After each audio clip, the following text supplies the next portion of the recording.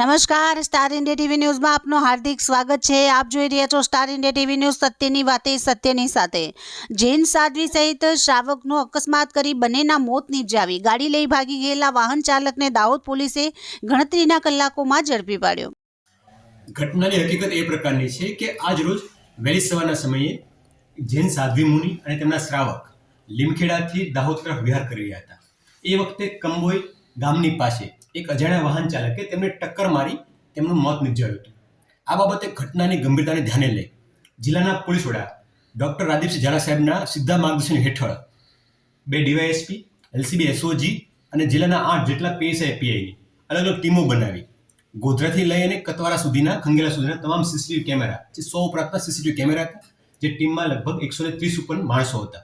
આ તમામ માણસોએ ડેપ્થમાંથી જેટલા બી રસ્તાઓ મળી રહ્યા છે, તેમના ઇન રસ્તાઓ ક્યાંથી છે, બાયપાસ રસ્તાઓ ક્યાં છે, એ તમામને ઝીણવટપૂર્વક ચેક કરી જે ફેટલ નિપજાવનાર ગાડી છે એ ગાડીને શોધી કાઢી અને તેમના ચાલક પણ શોધી કાઢ્યો છે અને અનડિટેક્ટ ગુનાને ડિટેક્ટ કર્યો છે।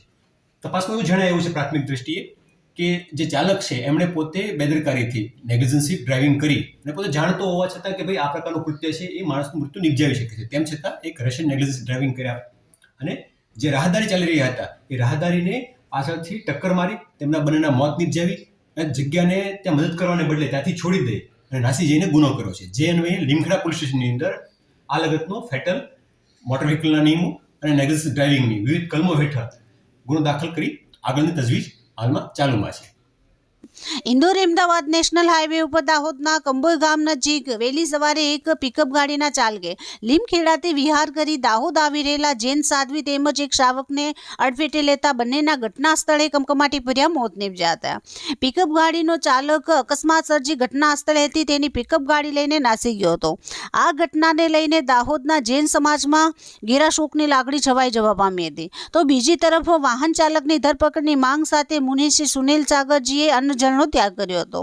જૈન સમાજ દ્વારા દાહોદ જિલ્લા પોલીસ વડા ડોક્ટર રાજદીપસિંહ ઝાલાને રજૂઆત કરતા દાહોદ જિલ્લા પોલીસ વડા ડોક્ટર રાજદીપસિંહ ઝાલાએ તાત્કાલિક એક્શનમાં આવી ગુનાની ગંભીરતાને ધ્યાનમાં લઈને 2 DYSP, LCB, SOG, 8 police inspector, PSI સહિત પોલીસ સ્ટાફના જવાનોની અલગ અલગ ટીમો બનાવી ગોધરાથી લઈને દાહોદના ખંગેલા સુધી રસ્તાઓ ઉપર ફરી વળ્યા હતા અને 100 ઉપરાંત સીસીટીવી તપાસી સીસીટીવી ફૂટેજના આધારે આરોપીને માત્ર ગણતરીના કલાકોમાં ઝડપી પાડ્યો હતો।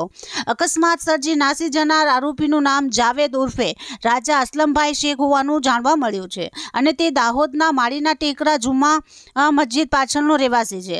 પોલીસની ટીમે તેને ગણતરીના કલાકોમાં ઝડપી પાડી તેના વિરુદ્ધ લીમખેડા પોલીસ મથકે ગુનો દાખલ કરી જેલ ભોગવો કર્યો છે।